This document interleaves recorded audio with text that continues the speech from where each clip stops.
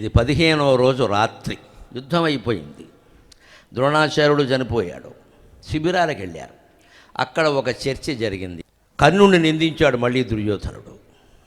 వాడికి నిందించడమే పని కదా. భీష్ముడు అయిపోయింది, ద్రోణుడు అయిపోయి ఇక మిగిలింది కర్ణుడేగా. ఇక మన్నాడు సేనాధిపతిగా ఈయన్నే చెయ్యాలి. అప్పుడు కూడా రాజకీయాలు ఎలా ఉంటాయో తెలుసునండి. అశ్వత్థామ కొంచెం ఊగాడు ఆ సీటు కోసం, ఏదో చచ్చిపోవడానికి. యథవ రాజకీయాలంటే ఇవే. ఇప్పుడు నన్ను చేయకూడదా, కర్ణుడే దొరక మళ్ళీ క్యాస్ట్ ఫీలింగ్ ఒకటి ఇక్కడ. అప్పుడు వాడు క్యాస్ట్ వస్తుంది. దుర్యోధనుడు నిర్ణయించినంత వరకు జరిగింది సరే, ఇక కర్ణుడు అయితే తేలిపోతుంది ఎందుకు వచ్చింది అని అంటే 16వ రోజు కర్ణుడిని సేనాపతిని చేశారు. 16వ రోజు కర్ణుడు యుద్ధం చేశాడు. ఆ రోజు శల్యుడు సారథి కాదు, మామూలు వాడెవడో ఉన్నాడు, అలవాటు పడినవాడు. అందుకే ఆ రోజు ప్రముఖంగా యుద్ధం జరగల. పాండవ సైన్యంలో చాలా సైన్యం చనిపోయింది, కౌరవ సైన్యంలో కూడా కొంతమంది పోయారు. విందాను విందులు లాంటి వాళ్ళందరూ ఆ రోజు ఏదో పోయారు. అర్జునుడికి కర్ణుడికి ప్రధానమైన యుద్ధం కూడా జరగలేదు ఆ వేళ. ఎందుకంటే శక్తి ప్రయోగించినప్పటికీ బాగా నీరసపడాలి, అవసరమైనప్పుడే రావాలి. అందుకని ఆపుతున్నాడు. కర్ణుడు మాత్రం అర్జునుడు ఎక్కడని వెతుక్కుంటూ ఉన్నాడు. ఆ సందర్భంలో 16వ రోజు యుద్ధం కూడా ముగిశాక రాత్రి శిబిరానికి వెళ్ళాక కర్ణుడిని అడిగారు, ఏమిటి ఎంత చేసినా నువ్వు అర్జునుడిని ఎందుకు చంపలేకపోతున్నావు? శక్తి లేకపోతే చంపలేవా అంటే అప్పుడు కర్ణుడు ఒక మాట అంటాడు, జాతస్య ధనుషో దివ్య. అర్జునుడి సంగతి మీకేం తెలుసు దుర్యోధన? ఇంతవరకు నీకు ఇష్టం లేని మాట కాబట్టి నేను ఎప్పుడు చెప్పాలా, కానీ ఒప్పుకుంటున్నాను. ఈవేళ సేనాధిపతిగా ఉండి ఒకరోజు యుద్ధం చేశా, సేనాధిపతిగా లేకుండా 6 రోజులు యుద్ధం చేశా, కానీ సాధ్యమయ్యేది కాదయ్యా, నీకు అర్థం కావట్లా. ఎందుకంటే జాతస్య ధనుషో దివ్య తదా అక్షయ్యే మహేషుధి సారథిస్తస్య గోవిందక మమతాదృంగ్ న విద్యతే. అర్జునుడి విల్లు గురించి నీకు తెలుసా? అది అగ్నిదేవుడు ఇచ్చిన విల్లది. మాది మామూలుగా వడ్రంగవాయిన దగ్గర చేయించుకున్న విల్లుది. తేడాలు ఉండవా? ఏమిటి అలా మాట్లాడతావు? పైగా వింటి నారి జాతస్య ధనుషో దివ్య. ఆ వింటి నారి సంగతి ఏమిటో తెలుసా? మనం తెగొట్టామనుకో దాని అంతటా అదే అతుక్కుంటుంది. నీ వింటి నారి నా వింటి నారి తెగింది అనుకో, ఇంట్లోంచి ఇంటి నారి వచ్చి వింటి నారిని బిగించాలి ఇక్కడ. అంతవరకు ఇది బిగుసుకోదు. ఇది ఏం చేస్తాం? ఈ గ్రహస్థితులు నీకు అర్థం కావచ్చు. ఎంతసేపు పోరాడితే పోతామయ్యా. ఆ వింటి నారి అద్భుతం, ఆ విల్లు అద్భుతం. అంతేకాదు అక్షయ్యే మహేషుది. అర్జునుడికి 2 అమ్ముల పొదులు ఉంటాయి, అందుకే ఆయన్ని కవ్వడి అంటారు. వడి కవ అంటే జంట. ఆయన ఇటు 2 అమ్ముల పొదులు ఉండవు. సాధారణంగా వీరుడికి ఇటువైపు ఉంటుంది అమ్ముల పొది. అందుకే ఇలా ఎడంచేత్తో ధనుస్సు పట్టుకుంటారు, ఇలా తీసి ఇలా వేస్తారు. రామచంద్రమూర్తి అయినా అంతే, కుడి చేత్తో బాణం వేస్తారు. ఎడం చేతులు రామచంద్రమూర్తిని గమనించండి, ఎడం చేతిలో ఉంటుంది ధనుస్సు, ఇలా తీసి వేస్తారు. అర్జునుడికి ఒక సౌకర్యం ఏమిటంటే ఆయనకి ఆయాసం వస్తే ధనుస్సుటు పట్టుకుని ఇటు నుంచి తీసి వేయగలడు ఎడం చేత్తో కూడా. సవ్యేన హస్తేన అపిసాచేతి ఇది సవ్యసాచి అంటారు. సవ్య అంటే ఎడమ అని అర్థం. ఒక్కోసారి కుడి అని కూడా అర్థం వస్తుంది. అందుకని ఎడమ చేత్తో కూడా బాణాలు వేయగలడు కాబట్టి ఆయన సవ్యసాచి. రామచంద్రమూర్తికి కూడా పట్టని యోగం అర్జునుడికి పట్టింది. అందుకని ఆయన కవవడి అజ అక్షయ్యే మహేషుతి.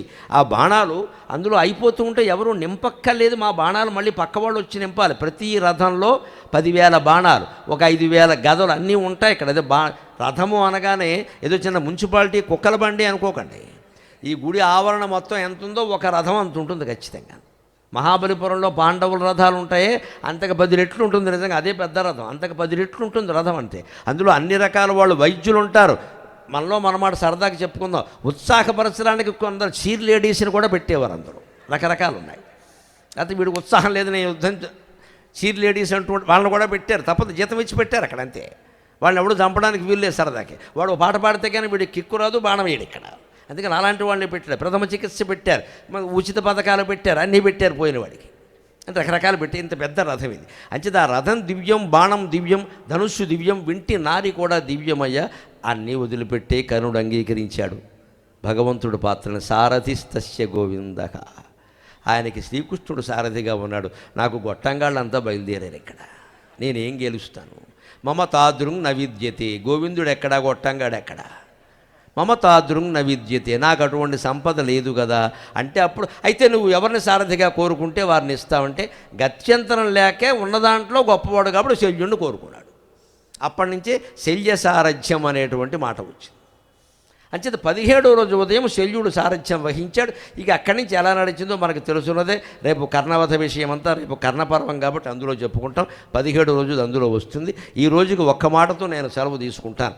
కర్ణపర్వంలోనే ఒక్క మాట మొదలు పెట్టాం కాబట్టి 16వ రోజు యుద్ధంలో కర్ణుడు 17వ రోజు యుద్ధంలో మధ్యాహ్నానికి 2 గంటల సమయానికి ధర్మరాజును ఓడించాడు. ఆయన పరిగెట్టాడు. పాపం ధర్మరాజుని వింటితో పొడిచి, జోదమాడుకో జోదరి, నీకు యుద్ధం ఎందుకురా అని అవమానించాడు. ఆ అవమాన భారంతో ధర్మరాజు వెనక్కి వెళ్ళాడు, శిబిరానికి వెళ్ళాడు.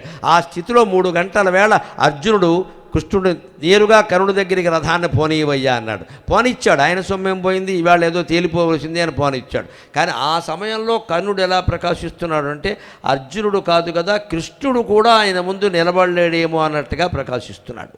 అప్పుడు కూడా భగవంతుడి పాత్ర, అర్జున వెళదాం, కర్ణుడికేం కర్మ, యుద్ధం చేద్దాం, కానీ ఒకసారి చూడు, ఒకసారి ఫోటో సెల్ఫీ దిగు కర్ణుడితోటి. వాడు ఎలా ఉన్నాడు, వాడు నైజం, వాడు చూస్తే వెంటనే అర్జునుడికి అనిపించి, మాధవ మన రథమును మరలనిమ్ము అన్నాడు. ఇది తిక్కన గారి మాట. దానికి కారణం ఏం కనపడదు. అప్పటికే భీముడి ద్వారా ఒక వార్త తెలిసింది, ధర్మరాజుని కర్ణుడు ఓడించాడు. ఆయన ఇంచుమించు సీలింగ్ ఫ్యానాజి విద్మహేలో పడ్డాడు. అక్కడ శిబిరంలోకి వెళ్ళి ఆత్మహత్యా ప్రయత్నంలో ఉన్నాడు, అవమాన భారం భరించలేక. అందుకని ఉన్నాడంటే, అన్నగారిని ఒకసారి పలకరించి వద్దాం, అక్కడికి వెడదాం, మాధవ మన రథమున వరాలని.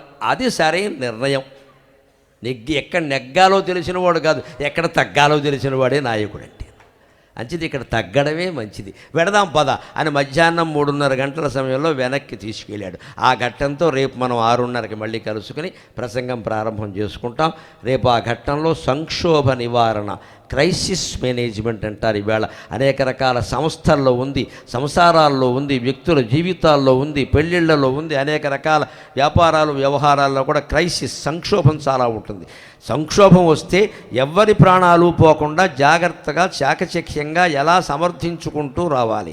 క్రైసిస్ మేనేజ్మెంట్, సంక్షోభ నివారణ అనేది రేపు ప్రధానాంశంగా ఉంటుంది.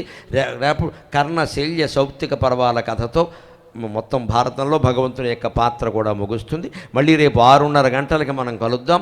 అంతవరకు ఇన్ని మాటలు మనకు చెప్పుకునే అవకాశం ఇచ్చిన మన మధురమైన మాతృభాషలో మనం మాట్లాడదాం. సెలవు.